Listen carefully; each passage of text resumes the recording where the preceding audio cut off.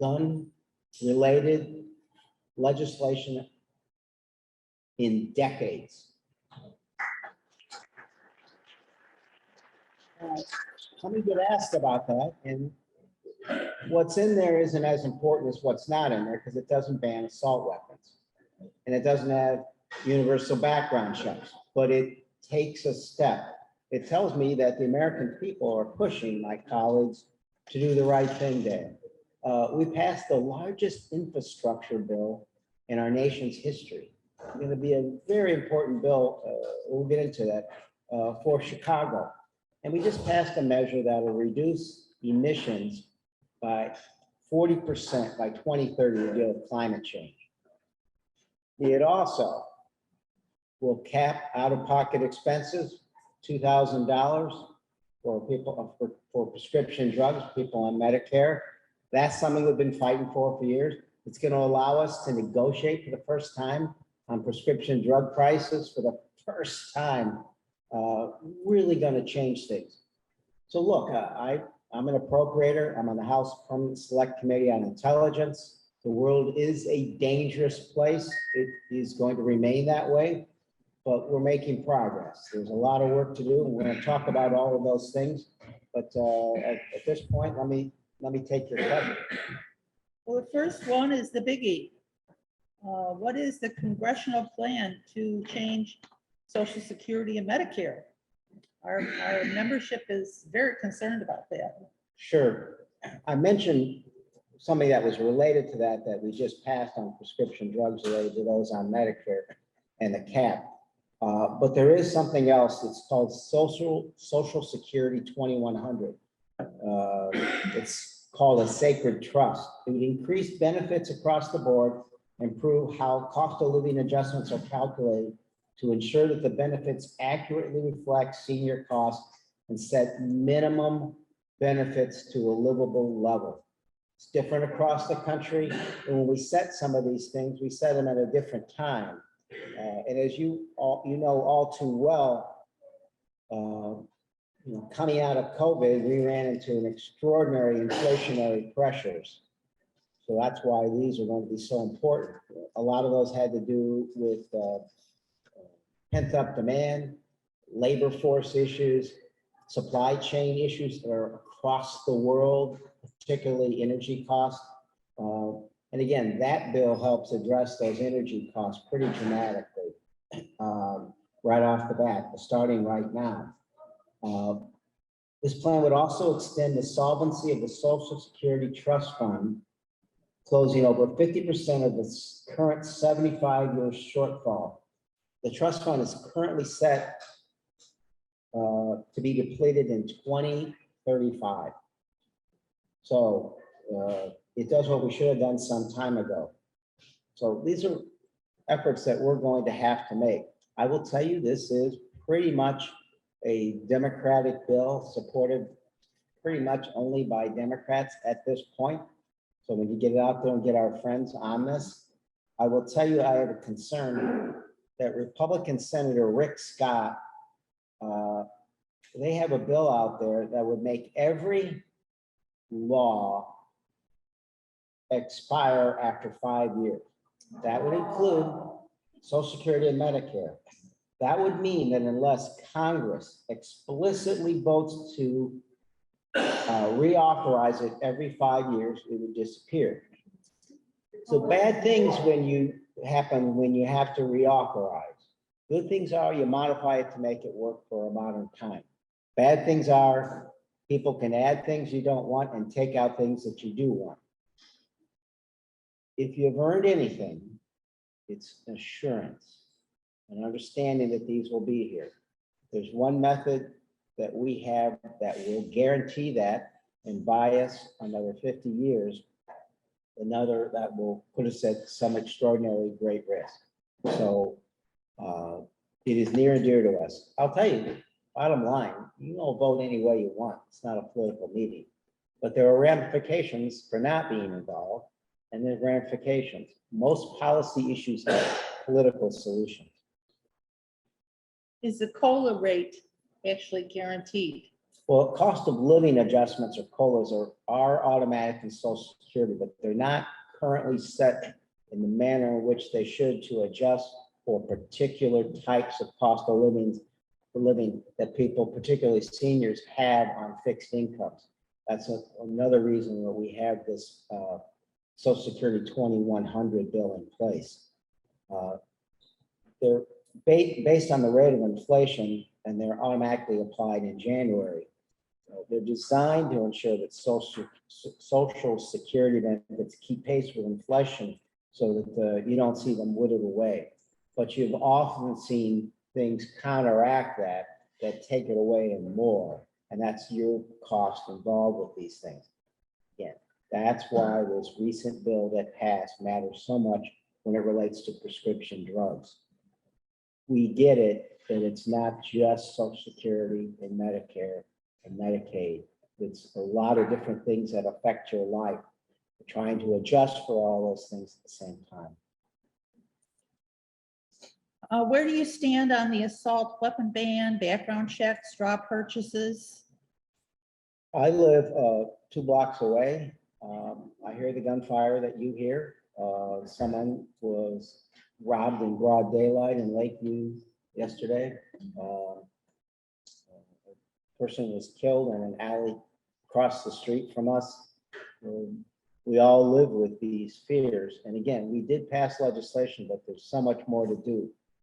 We need an assault weapon ban, and we need universal background checks. What amazes me is that the majority of Americans, more than that, the majority of gun owners, more than that, the majority of NRA members support universal background checks because they don't want people who shouldn't get weapons to get weapons. There was a lot more to do to address that issue. But you'd think that this would have been the low-hanging fruit, right? Given the tragedies that exist. You know, people say to me, have you had mass shootings in Chicago? We look at the numbers of the last weekend. This is tragically a daily occurrence where lives are snuffed out. So we strongly support them. This has got to get done.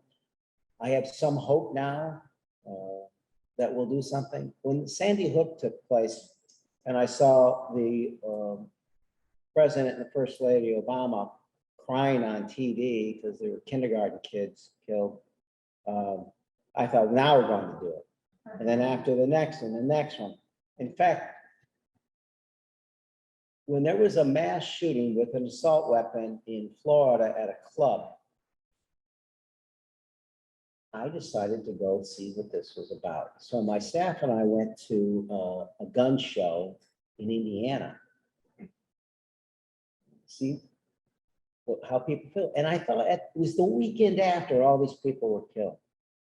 And I thought at least there'd be some sensitivity to what had just taken place. As I walked in, they were selling raffle tickets for $1. It's at Crown Point, Indiana, at the fairgrounds there. And for $1, you had a chance to win an assault weapon. And the proceeds went to the Boys and Girls Club, which is conceivably the most dark, sinister, cynical thing that you could possibly do. So there's two cultures out there, and we have to bring them together to have some common sense that there's more that unites us than divides us, and everyone has a right to their safety. Sort of related, what can we do to make our elections more transparent, especially in terms of who is financing election campaigns? And how much does that influence your and other lawmakers' positions on issues? Well, first, we need to pass the legislation that John Lewis inspired, protect elections, right? And who can get to vote. After the last election, more than half, it's important, more than half of the Republican nominees, in other words, they won their primary, they're heading for November, right? Believe that Biden didn't win the election. Many of them are people who run elections, right? Like secretaries of state. We saw that these are elections that are decided by a handful of states. Woodrow Wilson said 4 to 5% of the American people decide who wins every election. When President Trump won, it was by Michigan, Pennsylvania, one other state. Fewer people altogether than would fit in Soldier Field. We're talking thin margins. So who runs the elections matter. Second, we got to pass laws that guarantee access to the ballot box. More than a majority of the states have since then passed legislation that would limit access.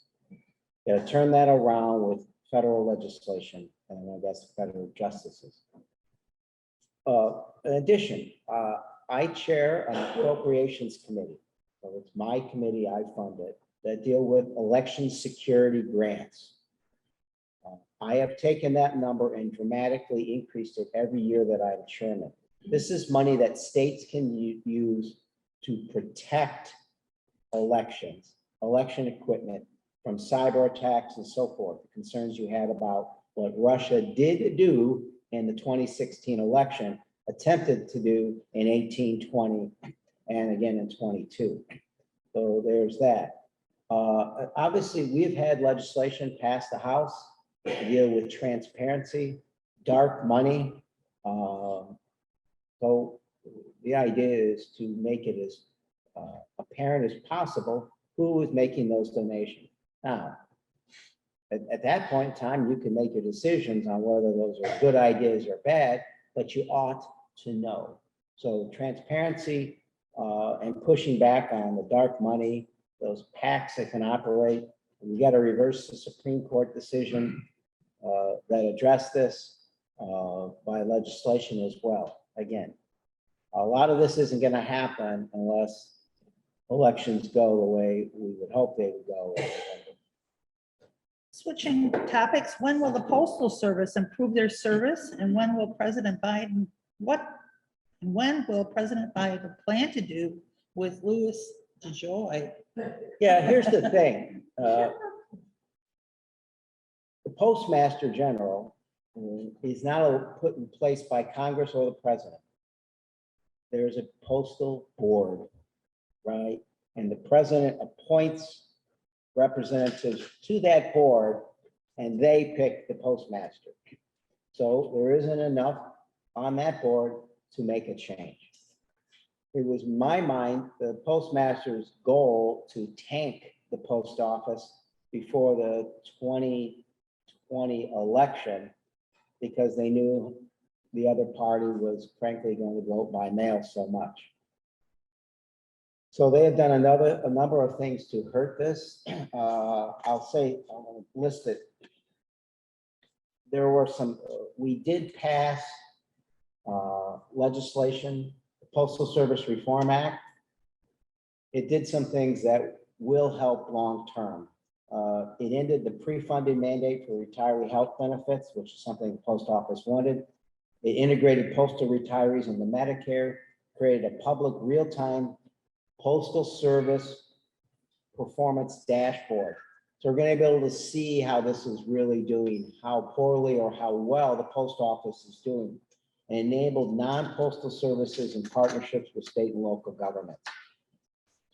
So financial security and the guarantee of what I know you all care about, which is 6-day service.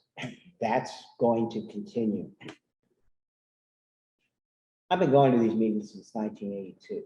And every year I go to meetings about problems with postal delivery in these communities.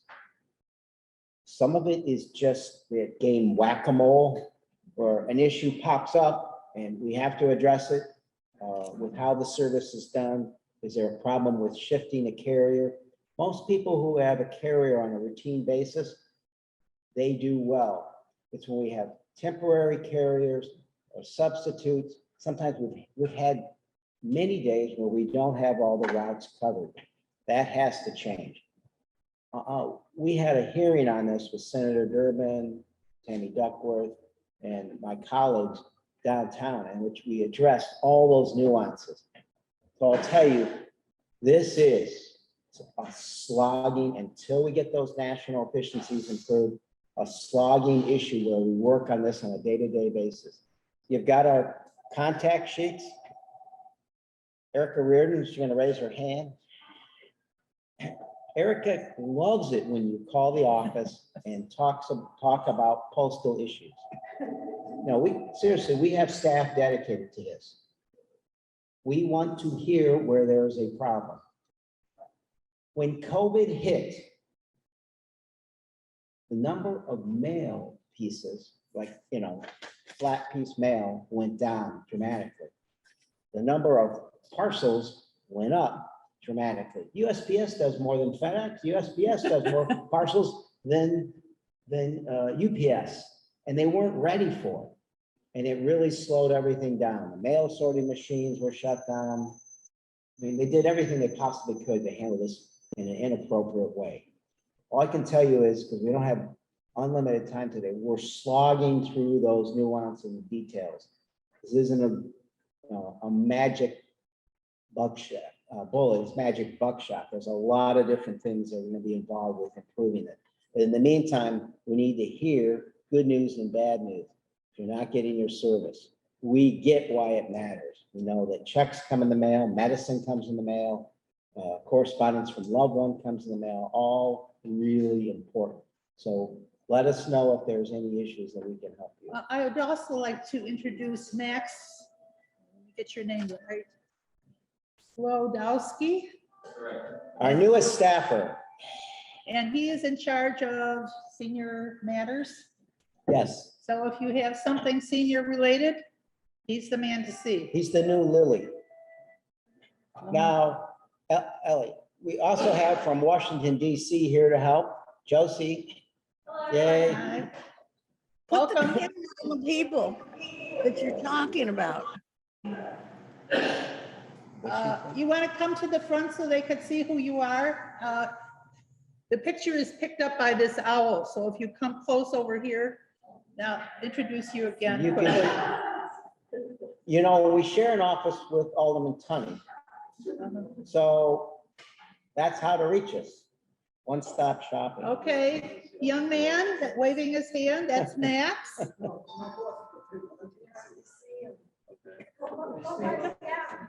Back be in the shy. back, raise your There we hand. go. That's Erica. I can't see them from my home computer. Can I step over so they can be seen by the people at home too? They're very shy. You have to come here, I'm Come on over sorry. here, just walk on by, say hello. We're gonna make you safe. So,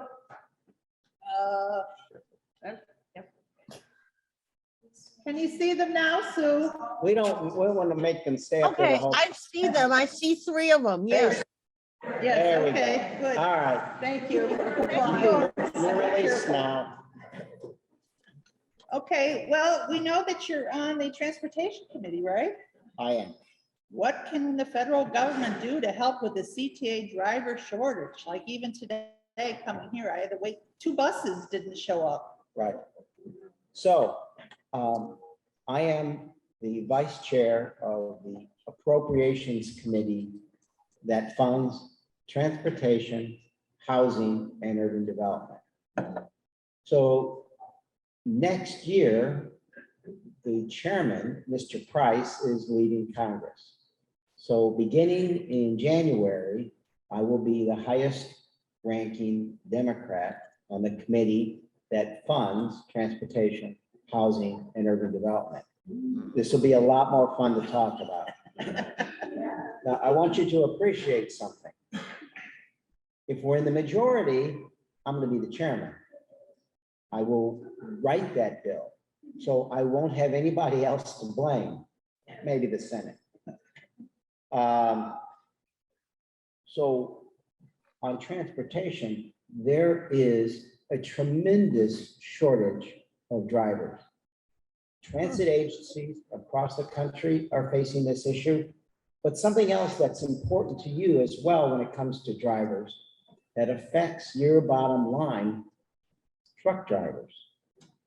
I just want to add this because it's really important. The average age of a truck driver in the US is 46. The number is going up. There are 80,000 drivers short. So it drives, again, those inflationary pressures I said at the beginning that makes everything, almost everything comes by truck. A lot of it goes by train, but it can't jump from the train to get to Jewel, for example, or Best Buy, or wherever you shop. It goes by truck. So we need more drivers. So as transportation co-chair and soon to be ranker or chairman, what we can do is provide agencies across the country with the resources they need to provide encouragement, inducement, additional higher pay, advertising to get them here. When it comes to truck drivers, there is a bike, the bill we passed last year on infrastructure. It included a pilot program to allow 18 to 20-year-olds to operate trucks on interstate highways. Now, we draft in the past, and we have people 18, 19, and 20, serving and driving these kind of trucks in the military. They can do it here. We're going to see how that goes. We need to do things to take the pressure off of this. I'd also say that on worker shortages, particularly across the board, an immigration reform bill finally has to pass. Because in all segments of society, it's the just thing to do, it's the right thing to do. But I always learned if you can't appeal to someone's heart, you can appeal to their brain. We got to pass this because it's good to ensure that solvency of Social Security and to continue to grow the economy. So my job is to fund these transit agencies with the resources they need. And this big infrastructure bill helps a great deal, but on a yearly basis, we've got to give them the resources they need so they can go out and hire folks to do this job. But I'm here to tell you, those worker shortages, teachers, right? Scientists, air traffic controllers, it's in almost every segment of our society. And it's going to take some work to address those issues. We'll be on it. Well, if you didn't have enough reasons already to vote in the upcoming election, here's another one. We can get Quigley on the chairmanship of the transportation. I don't get a raise. But maybe we get some drivers, right? Well, but also, look, I want to mention this. We brought earmarks back. Earmarks used, those are horrible things. What earmarks are, and I just want to address this. That's the next question. So you're right. All right, so it allows us to micro fund what our districts need. So last year, I was 10 for 10. Thank you very much. I'm just going to run them real quick. This shows you how close to home. We got resources for the Center on Halsted youth housing. We got an improved intelligence communication system for the Chicago Police Department. We got STEM labs for the Chicago schools. We got money for the Lincoln Park Zoo. We got money for traffic safety, railroad crossings in the suburbs.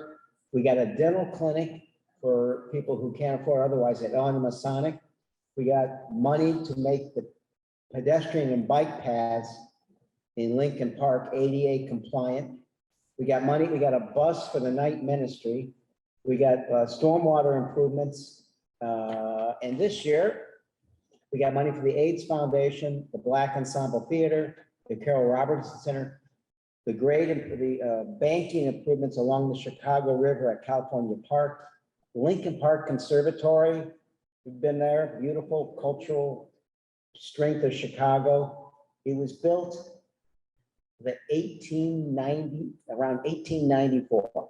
So apparently they don't build things as well as they used to because it's already wearing out. We got money for 1,000 bulletproof vests for the Chicago Police Department. CPS Art Supplies Program, sewers, the Field Museum, Howard Brown Dental Clinic. But again, things apparently just don't last as long as they should. The Lakeview YMCA swimming pool was built in 1928. Maybe Hoover was there at the ribbon cutting, but we're getting them another one. And we got money for an education program at the Museum of Science and Industry. Thank you. We gotta take pressure off local, state and local finance. It's just absolutely critical. At the same time, we get these things. And next year, as chairman or ranking member, either way, we're gonna target more of these things. So that's why my staff's here today. They're gonna wanna know what we need to do to help the kinds of issues, and the existing transportation bills. I'll just give you an example. We've gotta make, and we will with this money, every train stop completely ADA compliant in the entire city of Chicago. It's gonna get done. We have some people who have been redistricted right into your district, and they're anxious to meet you. So they're inviting you to come like you're here today. Okay. And we have one more question.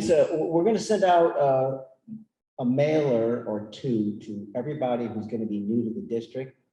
And it's gonna have our address and phone number on it, so they can learn how to reach us. And also, if you look at the new map, which will be online, there are different community organizations, different entities, organizations that we want to learn about.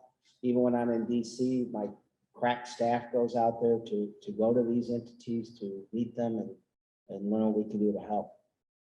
We have a question. I don't know if you want to answer this at all from one of our people who's on Zoom. I'll just read it the way it comes. Got it. When will our Democratic representatives put a stop to Trump being president in our lives? He has repeatedly been proven guilty, although I'm not sure that's true, of illegal activity and must be stopped. We cannot stop him, but government officials can. We need to remove his horribly negative specter from our lives and move forward. Wow. No pressure there. Let me put it in a different light. I served on the House Permanent Select Committee on Intelligence investigation of the Russian interference in the 2016 election with cooperation, right? The Mueller investigation that was parallel to that talked about the innumerable contacts between the Russians and the Trump campaign. Paul Manafort, who was the chair at one point of the Trump campaign, met with the Russians and gave them Trump polling data so they could use it on the social media efforts to influence this election. Round two, the former president was again impeached for attempting to extort President Zelensky on our military aid to them, right? I just met with President Zelensky. I was in Kyiv, a 48-hour trip, so I'll talk about in a minute. I would say the most important thing that our current president has done has been a return, and you can disagree with his policies all you want, but I think what's hard to dispute is a return to what I think the question refers to is the sense of the rule of law, of norms. I teach a class at the University of Chicago. I taught at Loyola for 7 years. I taught at Roosevelt. And I used to teach my students, there's the Constitution, talk about the laws and the framework of our structure of government. I think what the past president taught me was those norms matter more. Just and the rule of law, the sense of how that matters, the independence of the Justice Department is just one example, right? You can't sick the Justice Department or the FBI on people you don't like. I don't know where this issue will go with January 6th in the investigation there. We've forgotten a little bit about that, but the president is currently under investigation regarding the electors in Georgia, previous business practices in New York. January 6th, again, people have seemed to have forgotten that. And January 6th, I rode my bike around the Capitol in the morning before the insurrection. I got off and walked around. I did it the night before and I did it the morning of. And they had built a gallows and they were chanting lynch Pence. I heard people say that he said, let's hang the vice, but no, they were chanting lynch Pence.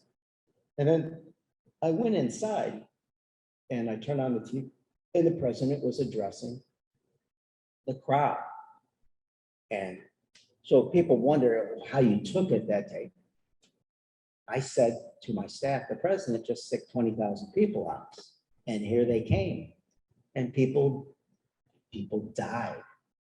Over 100 police officers were injured. I was on WGN TV live while it happened. You can watch it again and you could hear the gunshot, a person being killed and the tear gas canisters going off. So I don't know how the Attorney General will react to this. There's heightened sensitivities of indicting the former president. We see the reaction seems to be to encourage violence. Now, Mar-a-Lago, I serve on the committee that deals with the most classified information our country has. If I took classified information, brought it home, put it in my drawer, mingled it with other stuff, left it out, left it unsecured, they're specific, I don't care if it's unclassified, been unclassified, in which it hasn't, there's still statutory rules about how to protect it. I can't think of a place in the universe less secure than Mar-a-Lago. So broke the law. But here's why you should care. You hear this term when you watch CNN and MSNBC, when I talked about it when I was on a few times. Sources and methods. What does that even mean? Well, methods, that's how we get top secret information, right? You know, that's how we find out things that keep us safe. Spying is just one example, right?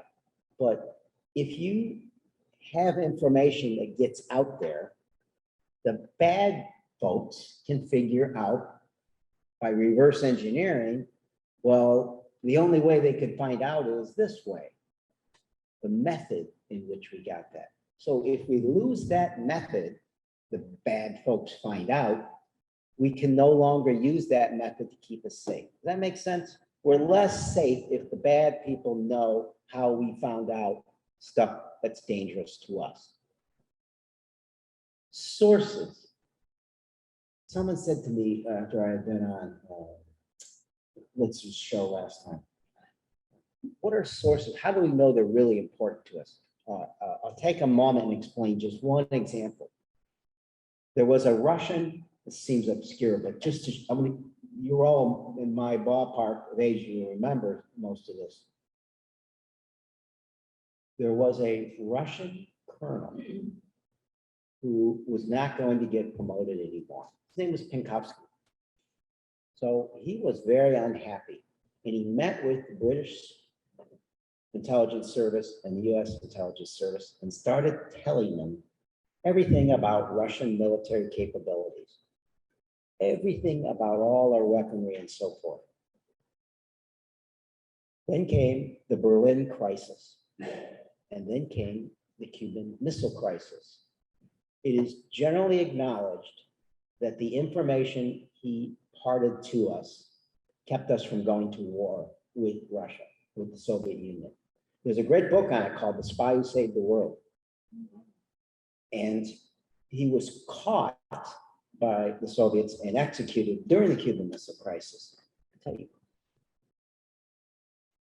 there are people who tell us things that keep you safe. If they know that a former president is just going to leave this stuff laying around and other folks can get it, even if it was classified, they're in danger, right? Putin kills spies. Putin kills people he thinks have betrayed him. And how many people do you think would want to be a future source to give us something that keeps us safe? If they know that a former president can say, hey, I'll just leave this in my drawer. I can't stress enough how important that information is and how important it is to keep it protected. When I get information like that, it's in a very secure location and I leave it behind. It's enumerated. So they know, I mean, they're very careful with this because sources and methods are there, but also genuinely your safety is there. There's a reason we have these agencies. They're here to protect you.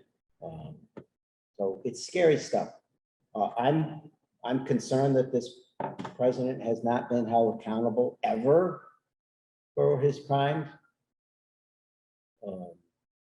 We'll see how this plays out with what the Justice Department does and how the court reacts. But there's a lot at stake here. And finally, on this point, the Justice Department, it's not a law, the Justice Department has a policy that says you cannot indict a seated president. You can't. Okay. I think what the former president was counting on was the fact that he was going to get reelected and all the things that he was being impeached for, the statute of limitations would run out. Many of those cases, like obstruction, was 5 years, 6 years, 7 years. So in the end, what we would be saying is the president is above the law. So I put a provision in Adam Schiff's bill this last time that created a tolling. Says, okay, if you're not going to indict him, the statute of limitations stops, it tolls. So he can still be charged after he or she is president. Applies to everybody. The Senate didn't take it up. So we still have hopes that that will take place. Well, we talked about a lot of subjects. Maybe you could say what we should know about that we haven't brought up yet. Well, I'm going to address 2 points. One is Jean gave me this question. So now there you are, hiding in front of me. We'll get it answered. If you have additional questions, you can email us or call us. We'll be glad to get back to you in detail on those. Let's talk about one more thing. I've got to scoot. Why Ukraine matters. We have veterans in the crowd here today. Thank you for your service. There was a Thursday in which I was told you may get your wish on the travel request. We ended voting Thursday, but I stuck around Friday. My staff's wondering what the heck's he doing? And then the chairman of the Armed Services Appropriations Committee talked with Mr. Sullivan. They agreed to let us go. And then that afternoon, I got on a plane to Poland. From there, I met the 101st Airborne and saw how the logistics of all the war materials going to Ukraine. Then I was put on a train and we took a train overnight into Kyiv, where we met the ambassador and her team. And we went to Bucha, which is the site of the war crimes that are taking place, the genocide. I sat and I walked around and stood at St. Andrews. There was a mass grave there. 400 people taken from their homes and killed. Sorry, tortured, raped, murdered. In 2022, if anyone thinks that this Russian military is not capable of doing this, on an extraordinary, massive scale. 6 figures of Ukrainians have been at least taken back into Russia, either put into gulags or the kids just taken and they're never going to be seen again. That's why it matters. We met with President Zelensky and talked about the weaponry they need. I know people don't necessarily, certainly don't like war, but for those who gave their last full measure of devotion during the Great War, and my grandfather, the man who adopted my dad, fought in the First World War and was gassed in the trenches. Then it gets personal. In the Second World War, for those fought to end the attacks on democratic sovereign countries, to wipe them off the face of the earth. There were 3 countries that were going to try to take over the world. It was very real. So the question going into this was, is this similar to the threats of World War II? It is. If anyone imagines that Putin's appetite would be satisfied in a 3-day war that he thought he would have, they are mistaken. Moldova, the Baltics, travel to Poland, talk to the Polish people who live here. They are certain they are next. So it's difficult to appreciate until you've seen the devastation and you talk to the people. And a final point on that is I talked to 5 members of the Ukrainian parliament. It's called the Rada. There were 5 women who had something else in common. They were all mothers, and they were showing me apps on their phones. One of them had a 2-year-old who was under a missile attack at the time. She'd get an alert on an app. She had to understand she came to the United States to have us help them get the weaponry they had. And we talked about humanitarian aid, and that's at least half the aid that we're giving. But it was the week after the hospital was flattened and children were buried under the rubble. And those 5 mothers all said the same thing to me. Right now, weaponry is humanitarian aid. So I get it. There are people who won't vote for a defense budget, and there are people who don't want to be involved in any war. But you can only imagine what had happened if we had not gotten involved in the Second World War. This is a different scale for now. But had the United States not done what it has done, this war would be over, and the atrocities would have been multifold. So we have a lot on our plate. I hear people say, let's take care of home first. We have to be about more than that, because there are other tyrants looking at other land to expand their borders. And if you don't imagine that Beijing wasn't watching this with an eye on Taiwan, you're not unfortunately paying attention. So difficult issue. It's important. We can do more than one thing at a time. We've had a lot of victories lately. I need you to stay optimistic. You made it through Trump. You made it through a pandemic. And an economic turmoil that comes from coming out of a pandemic like that. But we are going to be okay. We stay positive, stay active, and caring about each other. The last thing is I've got to run. People say, what's the most important thing I could do to help right now? It's really helping each other, right? I opened with this notion that you need companionship, you need other people. So that's part of it, but lending a hand at this point in time is the most important thing we can do. I've got to run, but we'll talk soon. Thanks, everyone, and God bless.